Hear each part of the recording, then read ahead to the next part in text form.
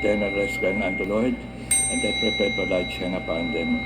May they rest in peace. Ministries of World War II.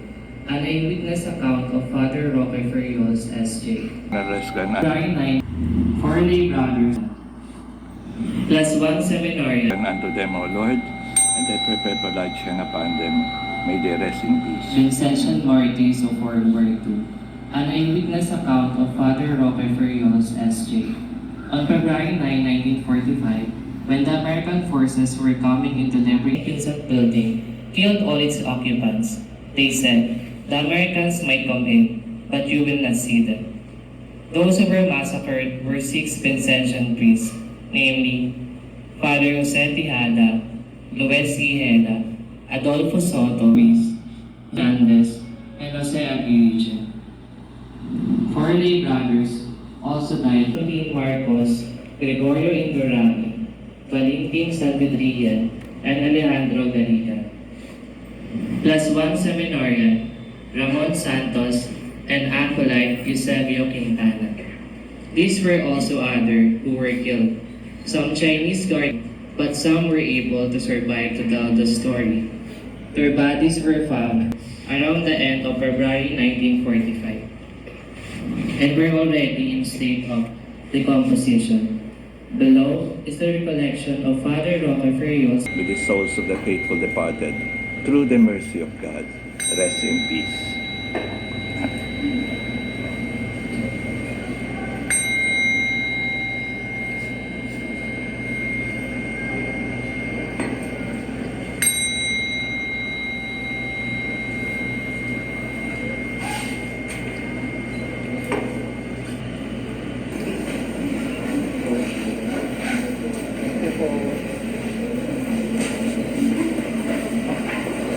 Eternal Father. Salamat sa inyo.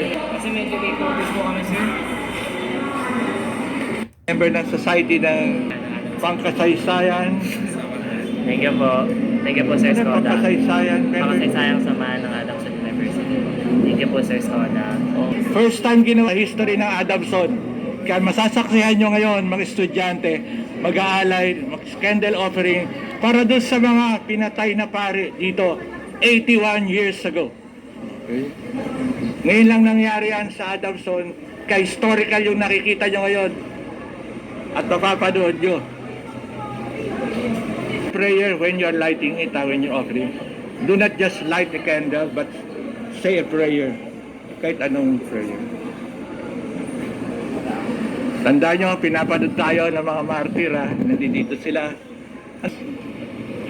81 years ago.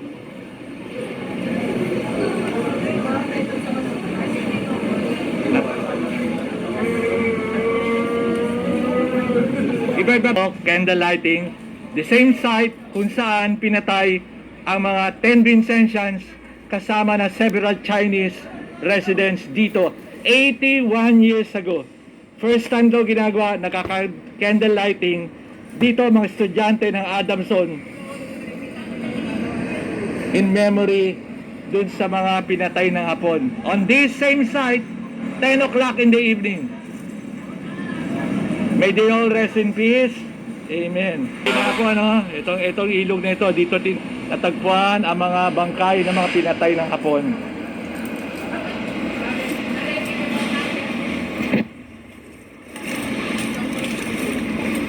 Alam mo totoong story nito,